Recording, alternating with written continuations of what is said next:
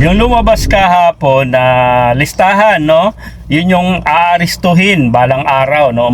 Malalaman natin na kasama si Senator Bongo. Marami yon, pero pag-usapan lang natin Senator Bongo kasi ito yung malaking isda no? Isa sa mga malaking isda, yung sinabi ni PBBM. Pero hindi sangkot sa flood control, hindi pa siya, no? Iniimbestigahan pa yan. Pero dito tayo sa ICC.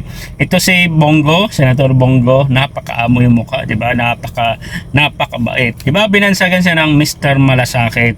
Pero deep inside, sa likod niyan, iba yung ugali niya, no? Iba yung pagkatao, yung tunay pagkatao niya kaysa doon sa mukha.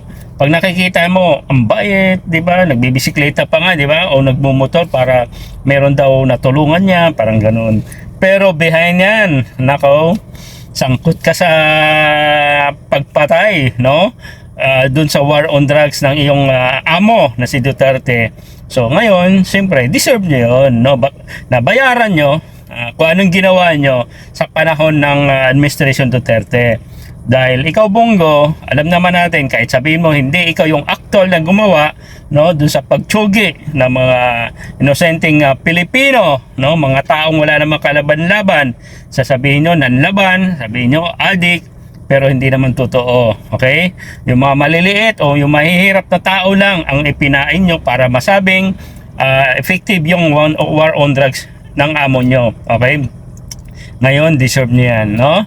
Lumabas na yung pangalan mo, Bongo, at yung marami pang iba. So, kayo ni Bato, deserve nyo yan. Sumunod sa inyong amo. At okay na rin yun, mag-reunion kayong tatlo doon sa dahig. Kawawa naman yung matanda na nag-iisa lang. So, para naman siya may makakalaban sa paglaro ng dama o magchichis kayo doon, di ba? O, yun yung amo mo di ba? Sabi nyo, sasamahan nyo si Digong, no? Hanggang huli. Ilang mag-isang taon na si Duterte sa dahig, hindi nyo man lang kinukumusta, hindi nyo man lang binibisita.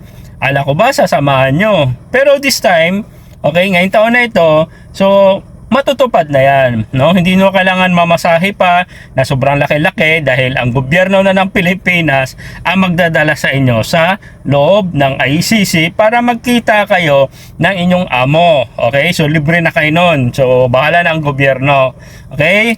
Bato, Bongo, so alam nyo sa totoo lang, matutuwa, no, yung mga mag-anak, no, na hindi ko alam, grabe, no, sa panahon ni Duterte talagang akala mo napaka ginawang kahayupan ng mga Duterte na yan, no? Pati itong mga pulis na lalo na ngayon mga retired na iba, yung iba wala na sa serbisyo, makukulong pa kayo. So yan yung kapalit ng ginawa nyo, no? Alam ko malaki ang binayad sa inyo, malaki ang pera nyo, pero hanggang saan lang yun, no? Nawawala na yung pera nyo, okay, naubos na, pero kayo dadamputi na lang kayo at dadaling kayo sa dahig. Ngayon, kung tatakas kayo, mag-iibang bansa kayo, it's up to you dahil gagastos at gagastos din kayo, no? Sa pag-travel, sa pagtatago, yun yung kapalit, no? Kahit sabihin nyo malaki nakuha nyo at gagastos kayo naman kayo. Huwag kayo mag-alala. Pag nahuli kayo, yung gobyerno naman ang gagastos sa inyo papuntang dahig. So, magandang balita ito, mga ka-BBM, no? 2024, 2026, no? Para doon sa mga nawala ng, alam mo yun, yung kawawa yung gano'n, no? Pagbibintangan ka, na-addict ka, bibintangan ka, gumagamit ka. Walang hindi dumaan sa due process. Pag nilista ka, no, pagka nagustuhan ka ay tigo ka na, no? Sasabihin naman sa inyo war on drugs na nanlaban.